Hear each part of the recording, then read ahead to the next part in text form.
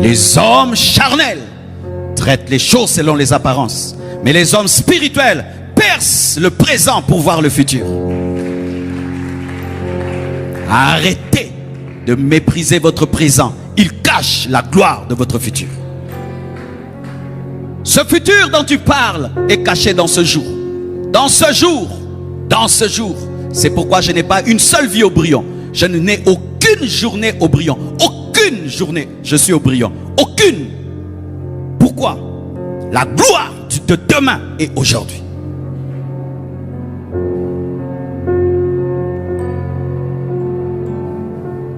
Tu as chassé une Esther. Tu es en train de mépriser une Esther. Tu es en train de mépriser ton travail de sentinelle. Nous connaissons dans ce pays des sentinelles qui sont devenus des héritiers, n'est-ce pas? Lorsqu'il y a eu le pillage, il y a des étrangers qui sont partis et dit: tu étais fidèle, je te laisse ma maison. Et on a vu des travailleurs qui ont hérité des hectares. Quand j'ai entendu qu'un milliardaire ou millionnaire a laissé un héritage à un chat, j'ai eu pitié de tous les hommes qui étaient autour de lui. Il y a un homme qui est mort, il a laissé son argent à un chat. C'est-à-dire les gens qui étaient autour de lui n'avaient même pas la valeur du chat. C'était des personnes déloyales. C'est-à-dire que dans sa famille, personne ne l'aimait. Autour de lui, personne ne l'aimait. Pour qu'un homme aussi riche puisse tout laisser à un chat, c'est une insulte à toute sa famille. Peut-être les gens ne le prenaient pas au sérieux, le méprisaient, le négligeaient, s'approchaient de lui pour son argent. Il a dit: donc vous, c'est mon argent, vous n'aurez pas mon argent, je donne mon argent au chat.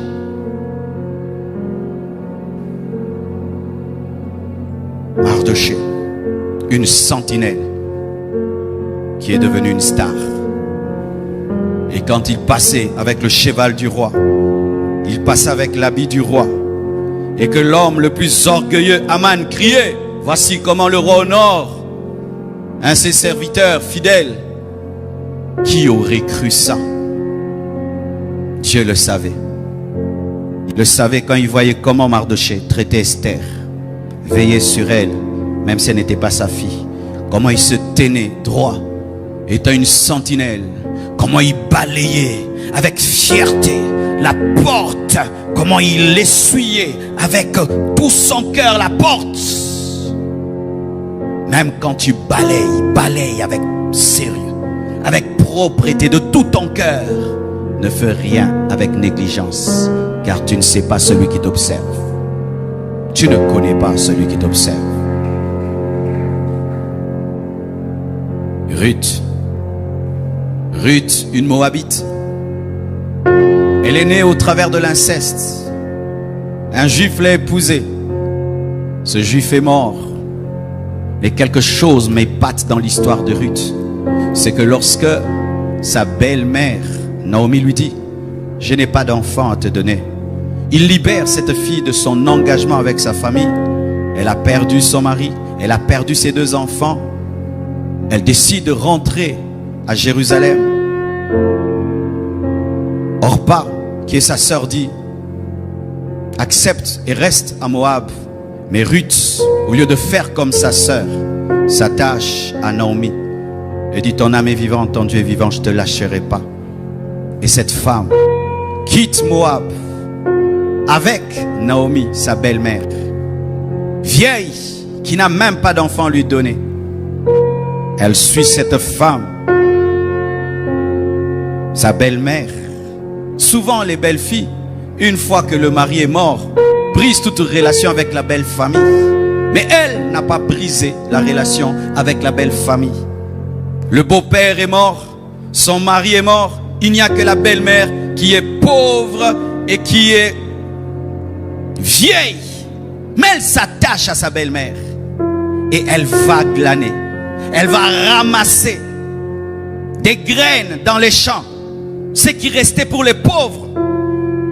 Car il y avait une loi en Israël qu'il fallait toujours laisser quelques graines aux pauvres. Et elle va ramasser pour Naomi. Elle va ramasser pour sa belle-mère. Sa belle-mère qui n'a pas un autre garçon à lui donner. Elle prend soin de sa belle-mère. Elle nourrit sa belle-mère. Et comment elle arrive à la nourrir? par un travail avilissant, de sorte qu'on la remarque lorsqu'elle se tenait debout pour glaner. Elle ne s'arrêtait jamais, de sorte qu'on l'a remarquée. Et quand Dieu a vu qu'elle était fidèle en peu de choses, qu'elle prenait soin de sa belle-mère qui était veuve, elle veuve, sa belle-mère veuve, mais attachée à l'alliance de la famille, alors qu'elle pouvait dire je recommence ma vie et j'oublie cette famille maudite, le beau-père mort et ses deux enfants morts, ils sont des maudits. Non, elle s'attache. Et dans sa fidélité en peu de choses, la destinée la dirige vers le champ de Boaz. Et Boaz le remarque et pose des questions à son sujet. Qui est cette femme? On dit c'est Ruth, la belle-fille de Naomi. Elle glane plus que les autres. Elle travaille plus que les autres.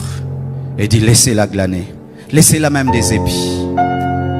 Et c'est comme ça que Naomi lui révèle que Boaz était de sa famille. Et Boaz épouse Ruth. Ruth est greffée à Israël et devient l'ancêtre de David, l'ancêtre de Jésus. Comment? En prenant soin de sa belle-mère.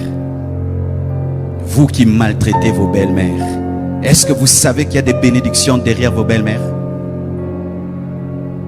Vous qui maltraitez vos belles-mères, est-ce que vous voyez Dieu derrière vos belles-mères? Ce n'est pas un prophète qui a béni Ruth. Ce n'est pas un sacrificateur qui l'a béni.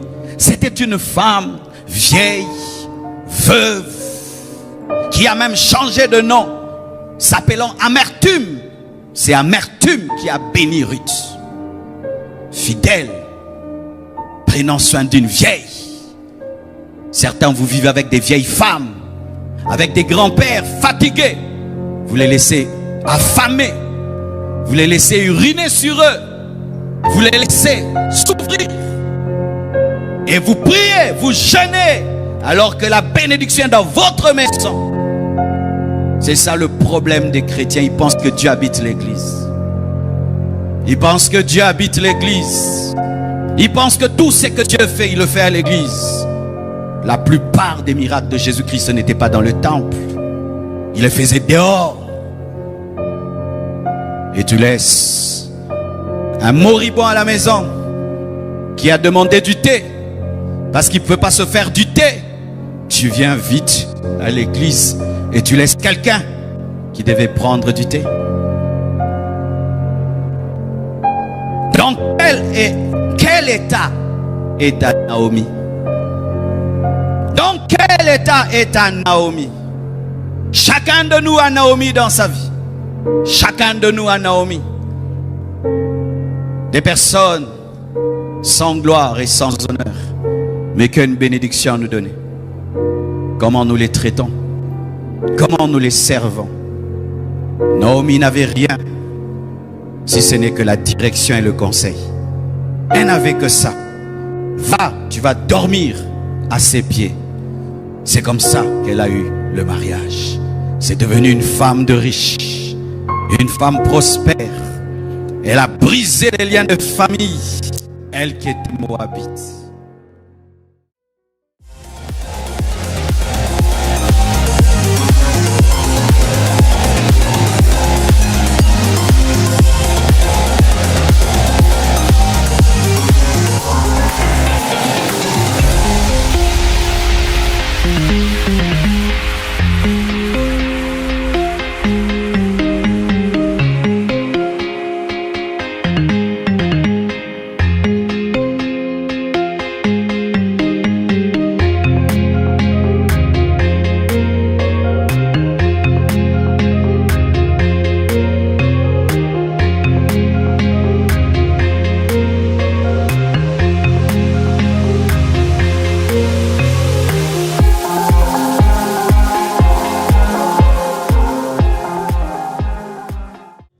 Dieu te donne une belle-mère, prends-en soin, comme si c'était ta maman.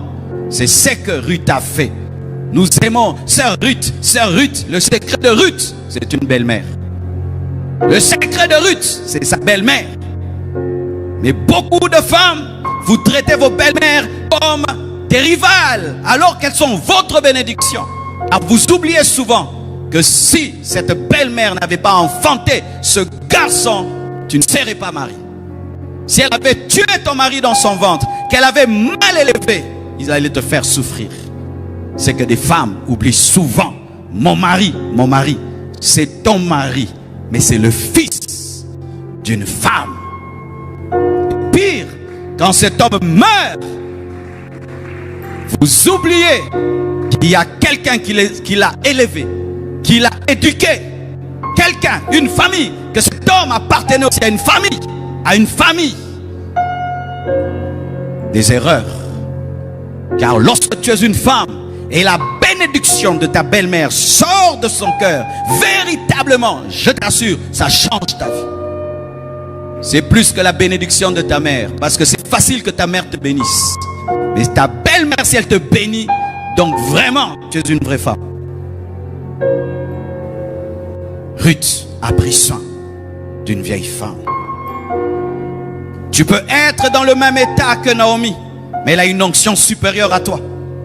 Naomi était veuve, Ruth était veuve, mais il y avait une différence. Naomi avait une alliance avec le Dieu d'Abraham. Elle avait une expérience avec Dieu. Elle avait une histoire spirituelle. Elle avait une relation Boaz qui n'était pas la relation de Ruth. Fidèle en peu de choses, et Dieu te confiera des grandes. Rebecca, la femme d'Isaac. Voyez cette histoire extraordinaire. Abraham devient vieux et il regarde son fils. Et il se rend compte qu'il ne faudrait pas que son fils puisse épouser une mauvaise femme. Ainsi il décide qu'on aille lui chercher une femme dans sa famille. Et lorsqu'il fait ce choix, il ne choisit pas n'importe qui pour aller chercher la femme d'Isaac. Il choisit Éléazar, son plus vieux serviteur, celui qui le connaît mieux. Mais pas seulement celui qui connaît mieux, mais qui a une profonde expérience avec Dieu comme lui. Quelqu'un qui peut le représenter valablement devant Dieu. Quelqu'un qui peut écouter Dieu comme lui l'écoute.